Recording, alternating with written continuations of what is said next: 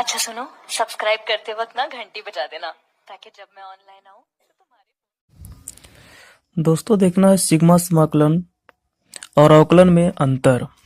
दरअसल सवाल तो सब लगाते हैं, सिग्मा का भी, समाकलन का भी और अवकलन का भी, लेकिन उन्हें नहीं पता रहता है कि इनका वास्तविक परिभाषा क्या है, इन्हें हम और किन चीजों से जानते और समझते हैं।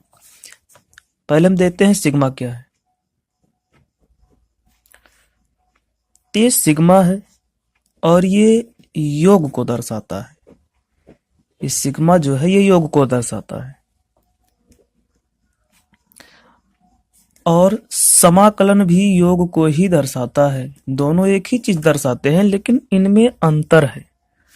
सिग्मा भी योग को दिखाता है, समाकलन भी योग को ही दिखाता है, लेकिन सिग्मा ये जो योग दिखाता है ये बड़ी बड़ी राशियों जैसे 2, 4, 6, 8 इस प्रकार की बड़ी बड़ी राशियों के योग को सिग्मा दिखाता है, लेकिन समाकलन ये बहुत छोटी छोटी राशियों के योग को दिखाता है, अत्यंत अल्प राशियों को और अनंत राशियों का योग दिखाता है। ये सिग्मा ये बड़ी बड़ी और निश्चित राशियों के योग को दिखाता है, लेकिन समाकलन अत्यंत अल्प और अनिश्चित राशियों का योग दिखाता है। जैसे मान लीजिए कि ये हमारा वृत्त है, ये वृत्त, और इस वृत्त का हम बहुत ही छोटा अत्यंत सूक्ष्म टुकड़ा लेते हैं, बहुत ही छोटा। यहाँ इतना छोटा दिखाया तो गया, लेकिन फिर भी ये इतना बहुत बड़ा है। अब इसमें इतना छोटा हम इसका हिस्सा लेते हैं जितना मतलब हम यहाँ प्रदर्शित भी नहीं कर पाएंगे, लेकिन एक उदाहरण के तौर पर ये हम देखेंगे कि जो सबसे छोटा वाला है हिस्सा, इसी के योग को समाकलन से दिखाते हैं। ये बहुत ही अत्यंत अल्प छोटी छोटी राशियों के और अनंत राशियों के योग को दिखाता है, वो है समाकलन। तो सिग्मा और समाकलन हो गया। इसके बाद हम देखते हैं कि अवकलन क्या है, यानी dy बाई dx। इसको dd ऑफ x वो भी बोलते हैं। आमतौर पर इसको हम dy बाई dx ही पढ़ते हैं। और देखते हैं कि अब ये क्या होता है। अवकलन, अवकलन दिखाता है परिवर्तन को।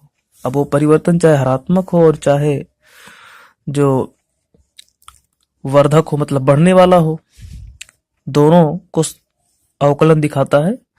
इसका सिर्फ मतलब परिवर्तन से, वो परिवर्तन चाहे घट रहा हो चाहे बढ़ रहा हो, लेकिन अवकलन का सिर्फ मतलब है परिवर्तन से। जैसे मान लीजिए किसी वस्तु का चाल है x और वो चाल समय, यानी समय मतलब t के सापेक्ष बदल रही है।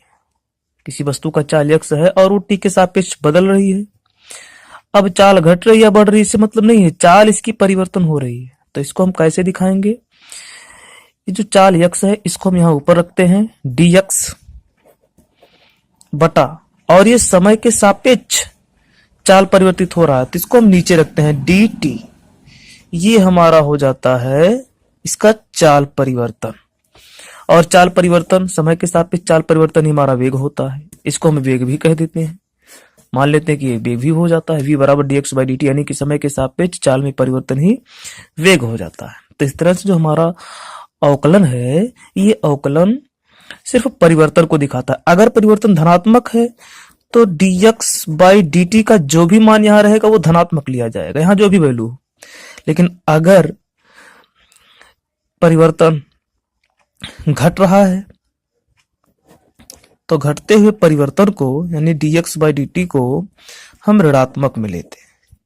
यहाँ वो राशि ऋणात्मक में ली जाती है, और अगर वो परिवर्तन में वृद्धि हो रहा है तो धनात्मक में। बस इतना ही अंतर होता है। बाकी अवकलन जो है परिवर्तन को दिखाता है, समाकलन अत्यंत अल्प सूक्ष्म अनंत राशियों के योग को दिखाता है, और सिग्मा ये बड़ी बड़ी और निश्चित राशियों के योग को दिखाता है। इस तरह से आज हमने जाना कि सिग्मा, समाकलन और अवकलन में क्या अंतर है, अर्थात इनकी परिभाषा या हम कहते किसको हैं, सब हम।